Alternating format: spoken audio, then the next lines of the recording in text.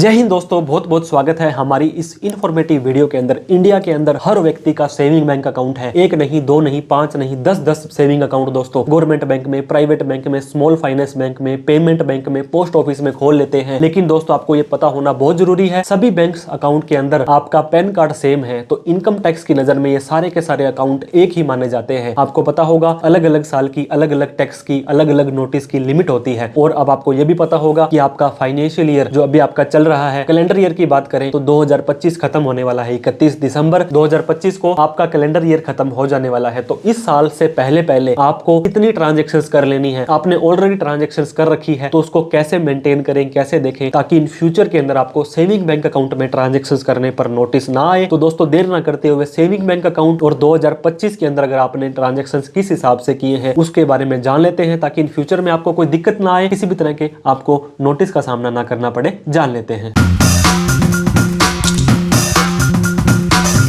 तो दोस्तों 2025 आपका साल लगभग खत्म होने को है और हमने बात की थी सेविंग बैंक अकाउंट के अंदर इतने लेन देन आजकल लोग कर रहे हैं, तो कितनी डिपॉजिट लिमिट आपको रखनी है, क्या विड्रॉल करने की भी कोई लिमिट है, कब income tax department, GST department आपको नोटिस भेज सकता है और इन लेन देन के बारे में पूछ सकता है। उसके साथ साथ में ही दोस्तों हम डिस्कस करेंगे कितने बैंक अकाउंट एक व्यक्ति रख सकता है, कितने जमा और कितने पैसे निकाल सकता है, क्या ऑनलाइन यूपीआई, नेफ्ट, आरटीजीएस वगैरह के अलग से रूल है, मैक्सिमम एक व्यक्ति अपने बैंक अकाउंट में कितना पैसा रख सकता है और कब तक आपको ये नोटिस आ सकता है, इस नोटिस से आप कैसे बच सकते हैं, सॉल्यूशन क्या है, नोटिस आ गया है तो कैसे उसका सामना करना है। सबसे पहले तो दोस्तों हम साल की बात करेंगे। 1 अप्रैल 2025 को आपका फाइनेंशियल ईयर स्टार्ट हो गया था और ये खत्म कब होगा? 31 मार्च 2026 को। ये फाइनेंशियल ईयर 25-26 कहलाता है। जब आप इसकी आईटीआर भरेंगे तो उसके ऊपर असेसमेंट ईयर 26-27 लिखा आने वाला है। अब बात करते हैं 31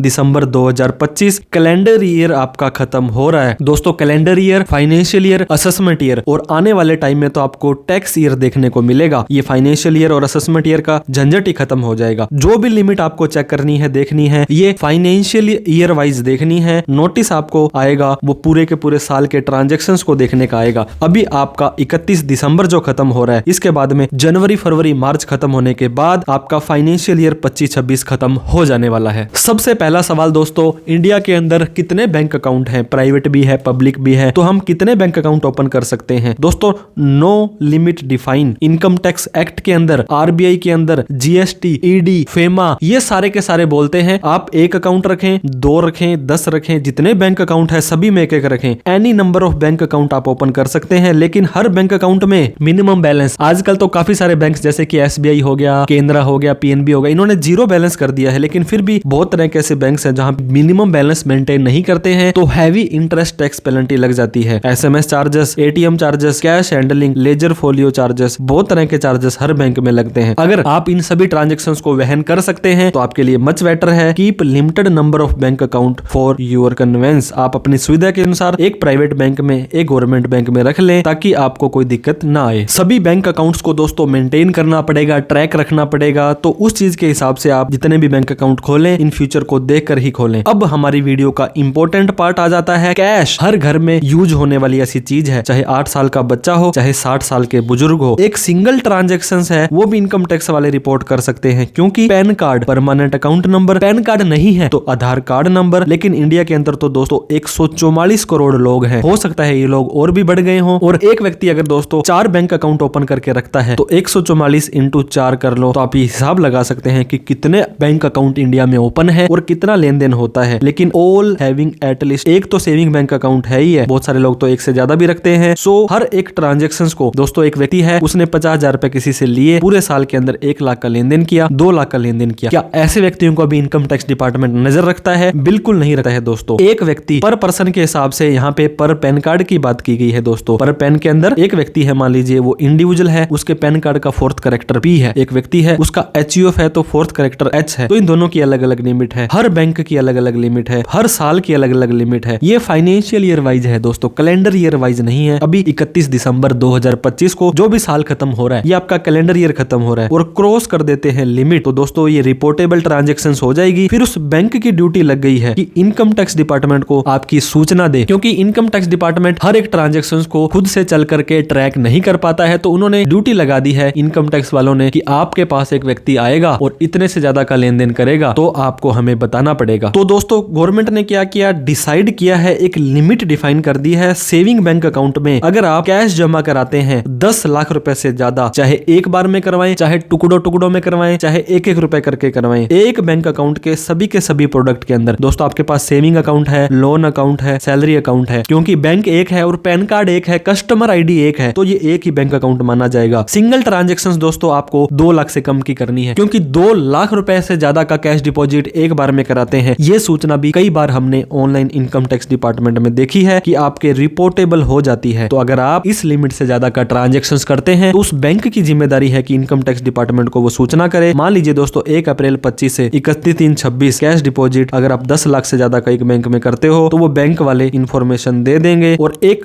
बार आपको 2 लाख से कम का कैश डिपॉजिट करना है, अनलेस कि आपके पास कोई प्रूफ ना हो। दोस्तों आपने 5 लाख की सेल करी है, आपके पास प्रूफ है तो आप दिखा सकते हैं, उसमें कोई दिक्कत वाली बात नहीं आने वाली है। और वहीं पर बहुत सारे बिजनेसमैन होते हैं दोस्तों, वो करंट अकाउंट यूज करते हैं, तो करंट अकाउंट में कैश डिपॉजिट करने की लिमिट 50 लाख रुपए है, चाहे एक बार में कराएं चाहे टुकड़ों टुकड़ों में कराएं। सेविंग बैंक अकाउंट में 10 लाख रुपए और करंट अकाउंट के अंदर 50 लाख रुपए की लिमिट आप लोगों को दी गई है। अब कैश निकालने की बात कर लेते हैं दोस्तों। रूल सारे के सारे सेम है। कैश के अंदर अगर आप डिपॉजिट करो या निकालो सेविंग बैंक अकाउंट में 10 लाख रुपए और करंट अकाउंट के अंदर 50 लाख रुपए, तो ये सूचना इनकम टैक्स को चली जाएगी। मान लीजिए 9 लाख रुपए नगद निकाला और 9 लाख रुपए जमा कराया, तो दोनों ही आपकी लिमिट 10 लाख से क्रॉस नहीं हुई, इनकम टैक्स को सूचना नहीं जाएगी। करंट अकाउंट में 49 लाख रुपीज 49 लाख रुपए नगद जमा कराए, 39 लाख रुपए ही निकाले 49 लाख रुपए, तो भी इनकम टैक्स को सूचना नहीं जाने वाली है। अब दोस्तों ये जो नोटिस आता है, अगर आपने क्रॉस कर दी लिमिट कैश डिपॉजिट की और आपको नोटिस आने के चांसेस बढ़ जाते हैं। अब आपकी आईटीआर का रोल इंपॉर्टेंट हो जाता है दोस्तों। अगर आपने प्रॉपर आईटीआर भरी है, जितना भी आपने कैश डिपॉजिट कराया वो आपकी सेल थी, सर्विस था, लोन था, गिफ्ट था और प्रॉपर ट्रांजैक्शन जस्टिफाई हो रहे हैं, कोई टेंशन वाली बात नहीं है। लेकिन दिक्कत कब आती है, जब आप प्रॉपर आईटीआर नहीं भरते हैं दोस्तों।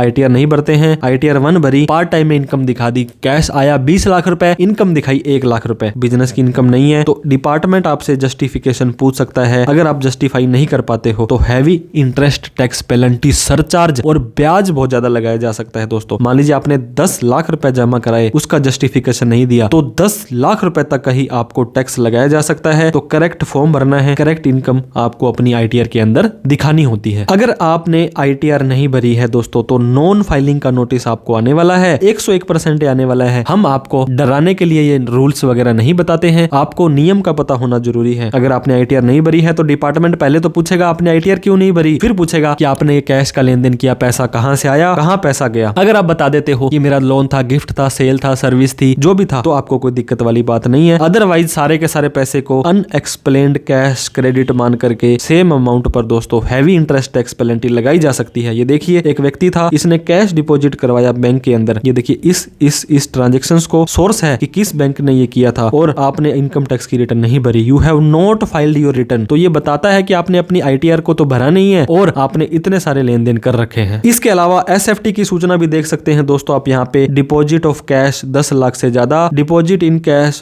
2 लाख से ज्यादा, तो ये दोनों के दोनों ट्रांजेक्शंस ऑनलाइन रिपोर्टेबल हो सकते हैं। अब दोस्तों हमारी वीडियो का मेन पार्ट आता है, यूपीआई, भीम पे, गूगल पे, क्रेड वगैरह ट्रांजेक्शन के अंदर इंक्लूड है या नहीं है। आज की तारीख में दोस्तों सिर्फ और सिर्फ कैश के ट्रांजेक्शंस की सूचना इनकम टैक्स डिपार्टमेंट को जाती है, लेकिन आपको ज्यादा खुश होने की जरूरत नहीं है। Online NEFT, UPI, RTGS, net banking amount आज की तारीख में तो रिपोर्टेबल नहीं है, लेकिन हर एक जगह आपने केवाईसी करवा रखी है, पैन कार्ड दे रखा है, आधार कार्ड दे रखा है। एक बार आपका केस सेलेक्ट हो गया, मान लीजिए दोस्तों आपने 11 लाख रुपए कैश डिपॉजिट कर दिया और आपके अकाउंट में 50 लाख रुपए की यूपीआई आई थी। हालांकि अगर आपके अकाउंट में 11 लाख की जगह 9 लाख रुपए कैश डिपॉजिट होता तो ये सूचना इनकम टैक्स को नहीं जाती। 9 लाख का नहीं पूछेंगे तो 50 लाख का भी नहीं पूछेंगे। अब 9 लाख की जगह 11 लाख रुपए कैश डिपॉजिट कर दिया तो ये सूचना इनकम टैक्स को चली जाएगी। 148 में नोटिस आएगा, आपको इस 11 लाख का तो पूछेंगे ही पूछेंगे, बाकी के 50 लाख रुपए का सारे की सारी क्रेडिट अमाउंट का आपसे पूछा जाने वाला है। तो इस चीज का आपको ध्यान देना है कि एक बार आपका केस सेलेक्ट डिडक्ट हो गया तो ऑल क्रेडिट, सारा का सारा पैसा आपको अपने अकाउंट में कहां से आया दिखाना पड़ेगा। इसके साथ में ही पूरे साल के अंदर अगर आप एक बिजनेसमैन हो और माल बेचते हो 40 लाख से ज्यादा का, सर्विस देते हो 20 लाख से ज्यादा की, और अगर आप मान लीजिए सेल भी करते हो और सर्विस भी करते हो 20 लाख से ज्यादा का पैसा आपके अकाउंट में आ जाता है, तो आपको जीएसटी नंबर लेना भी मैंडेटरी हो जाता है। जीएसटी आपने ले लिया तो उसके अंदर कैश का लेन देन कितना करें आप दोस्तों। कैश की सेल है, कोई दिक्कत नहीं है, 1-1 लाख करके आपके पास 10 लोग आए तो 10 लाख का कैश आप ले सकते हैं, लेकिन एक व्यक्ति से एक बिल के ट्रांजैक्शंस के अगेंस्ट 2 लाख से ज्यादा का कैश नहीं लेना है, और सारा का सारा कैश आपको अपनी जीएसटी की रिटर्न में दिखाना है, प्रॉपर जीएसटी भरनी है, proper books of account maintain करने हैं, कोई दिक्कत नहीं आएगी। अब दोस्तों मैक्सिमम अमाउंट आप अपने बैंक अकाउंट में कितना रख सकते हैं। एक व्यक्ति इसने मुझसे पूछा, सर मेरे अकाउंट में हर साल मैं 5 लाख रुपए जमा कराता हूँ और आज 10 साल हो गए हैं तो मेरे अकाउंट में 50 लाख रुपए जमा हो गए हैं, क्या मुझे कोई दिक्कत आएगी। दोस्तों इनकम टैक्स में, जीएसटी में, आरबीआई में, फेमा में, एडी में, ईडी के अंदर भी कोई लिमिट डिफाइन नहीं है कि आप अपना कितना पैसा रख सकते हैं, बट बैलेंस है वो जस्टिफाई होना चाहिए। मैंने आपको बताया हर साल अगर आप 5-5 लाख की आईटीआर भरते हो तो 50 लाख रुपए आपके बैंक में पड़ा है, कोई दिक्कत वाली बात नहीं है, हर साल की आपकी सेविंग ऐड होती रहेगी। अब मान लीजिए दोस्तों 2 लाख रुपए ही आप अपनी इनकम में हर साल दिखाते थे, यानी कि आईटीआर भी नहीं भरी आपने और 2-2 लाख करके आपने 10 साल के अंदर 20 लाख इकट्ठा कर लिया तो कर लिया, कोई दिक्कत वाली बात नहीं है, चाहे 50 लाख हो चाहे 1 करोड़ हो। लेकिन आईटीआर 3 के अंदर अगर आप बैलेंस शीट बनाते हैं तो वहां पे आप अपनी कैपिटल या पूंजी को जरूर, अगर आप अपनी आईटीआर नहीं भरते हैं तो भी बड़े अमाउंट को अपने अकाउंट में एकदम बैलेंस मत रखें। अगर आप रखते हैं तो दोस्तों आपको ये बताना पड़ेगा कि ये पैसा आपने किसी से लोन लिया था, गिफ्ट लिया था, उधार लिया था, सेल है, सर्विस है। आजकल तो एआईएस और टीआईएस के अंदर क्लोजिंग बैलेंस का भी रिपोर्टेबल ट्रांजैक्शंस है कि 31 मार्च को आपके बैंक में कितना पैसा पड़ा था, ये सूचना भी इनकम टैक्स को चली जाती है। हालांकि हमने ऐसा कोई प्रैक्टिकल केस नहीं देखा है। मैक्सिमम अमाउंट के लिए एज ऑफ नाउ कोई मैक्सिमम लिमिट डिपार्टमेंट की डिफाइड नहीं है। रिपोर्टेबल ट्रांजैक्शन सिर्फ कैश जमा कराने या कैश निकालने की है, लेकिन बैलेंस अमाउंट आपकी अकाउंटेड जेन्युइन सोर्स ट्रैक होना चाहिए कि आपके पास ये पैसा कहां से आया था। हर साल टैक्स फ्री लिमिट दोस्तों होती है। मान लीजिए 7 लाख रुपए पिछले साल जमा कराए, 12 लाख रुपए इस साल जमा करा देंगे तो 19 लाख रुपए तो एक नंबर का हो गया। प्रॉपर सरकार को आईटीआर भर के बताना तो पड़ेगा ये मेरी इतनी इनकम यहाँ से आई थी। नोटिस कब तक आ सकता है दोस्तों। एसएफटी जो बैंक वालों को इनकम टैक्स को सूचना देनी है वो आपके 3 साल असेसमेंट ईयर खत्म होने के, यानी कि 4 साल फाइनेंशियल ईयर खत्म होने तक, मतलब 50 लाख तक का लेन देन अगर आपने किया, फाइनेंशियल ईयर 25-26 का नोटिस आपको 31/3/2030 तक आ सकता है, और उसके बाद में भी 3 महीने एक्स्ट्रा का टाइम डिपार्टमेंट को और दिया गया है। लेकिन करंटली एआईएस टीआईएस का डाटा तो उसी साल ही बोल देता है, आपको प्रॉपर रिमाइंडर भी दिए जाते हैं। आप अपने अच्छे से आईटीआर भर देंगे दोस्तों तो दिक्कत नहीं आने वाली है। डिपार्टमेंट रिमाइंडर देता है, ई कैंपेन के थ्रू भी मैसेज भेजता है। अगर आपने 50 लाख से ज्यादा का कैश डिपॉजिट करवाया है और आपको 5 साल असेसमेंट ईयर खत्म होने तक, यानी कि 6 साल फाइनेंशियल ईयर खत्म होने तक नोटिस आ सकता है। 25-26 का नोटिस 31 मार्च 32